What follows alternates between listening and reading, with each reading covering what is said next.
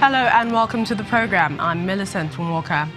We begin where gunfire and explosion has been heard near the army headquarters and the French embassy in Ouagadougou, Burkina Faso. Witnesses have reported seeing armed men getting out of a car and opening fire. It is not clear yet who is behind the attack, but the defense minister has termed it a terrorist one. The National Police have issued a statement saying special forces are in action. The U.S. Embassy in the city has also advised people to seek shelter. The West African country witnessed a failed coup in 2015. Ouagadougou has also suffered two major attacks by Islamist militants in the last 2 years.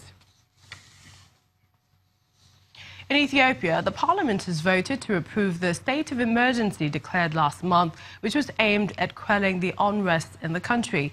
The assembly, entirely controlled by the ruling People's Revolutionary Democratic Front, held an emergency session today despite it being a public holiday.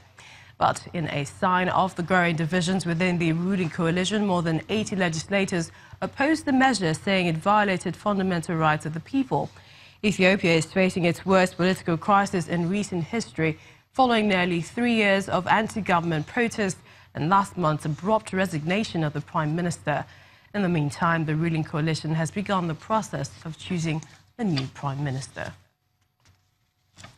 The UN humanitarian coordinator in Nigeria, Edward Kalon, has condemned the killing of 3 aid workers by Boko Haram insurgents in Ran, town of Borno State. The attack, which took place last night, seemed to target a military facility near the town. 3 aid workers were also injured in the attack, while a female nurse is feared to have been abducted.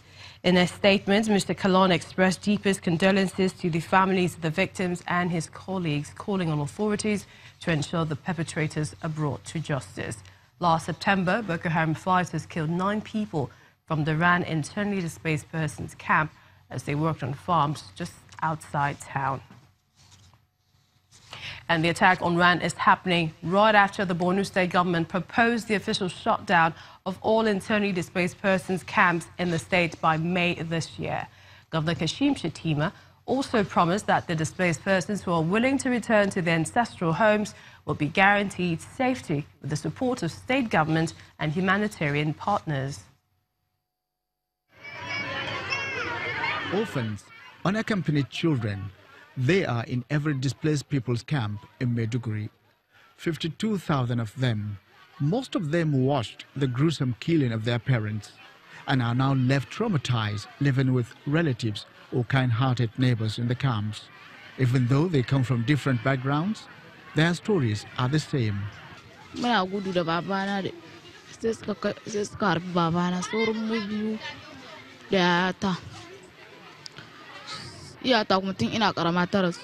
With the date of the official closure of makeshift camps drawing closer, the orphans are faced with the reality of their hopeless situation.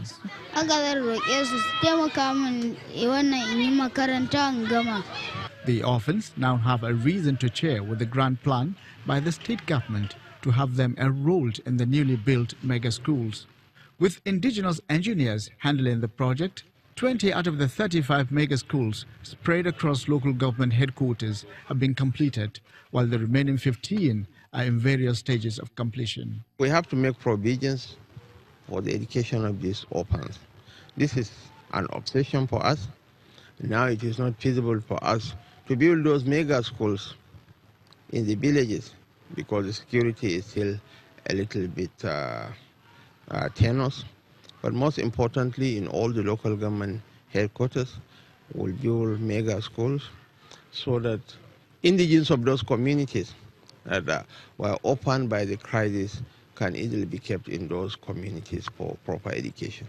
The Borno State government encourages families in each local government to adopt and absorb the orphans into the family system while accessing the free education put in place. Back in Maiduguri, any family that adopts the orphans will be given free accommodation at the newly constructed Dangote village, a 6,000 housing unit supported by billionaire businessman Aliko Dangote.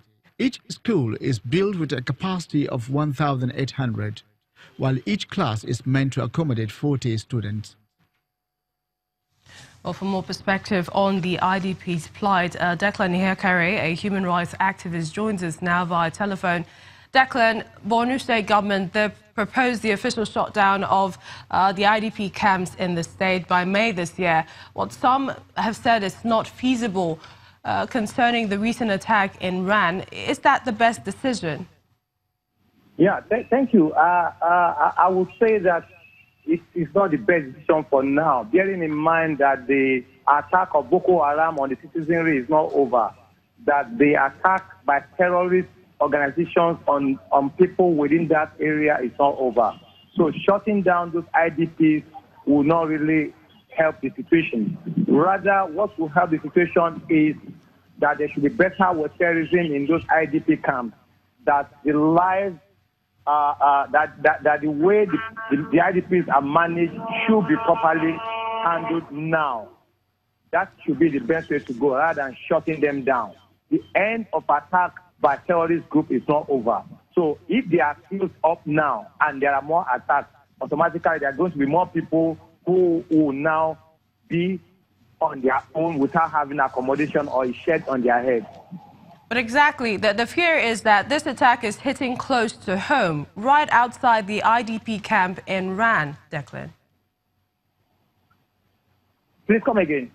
What we're saying is, we're hearing that this attack, this recent one in Ran, is hitting close to home, close to the IDP camp. So, those arguing that it should be closed have some reason.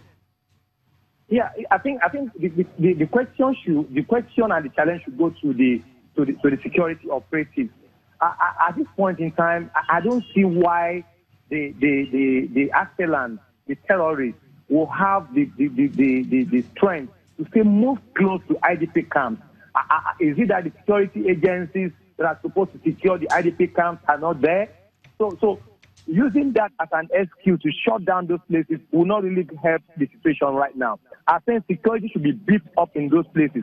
Most people in those camps have not really felt so relieved as to go back to their places. They see here of attacks every day, and asking them to go back to their homes. I'm not seeing them go back to their homes soon. So I expect the government to beef up more security within and around those IDP camps.